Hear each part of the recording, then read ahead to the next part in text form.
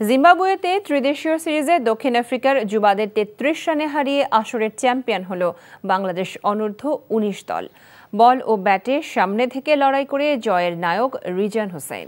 হারারেতে ফাইনালে নির্ধারিত ওভারে ৫ উইকেটে ২৬৯ রান করেছিল বাংলাদেশের যুবারা। তাদের ইনিংসে সর্বোচ্চ ৯৫ রান করেন রিজান হোসেন।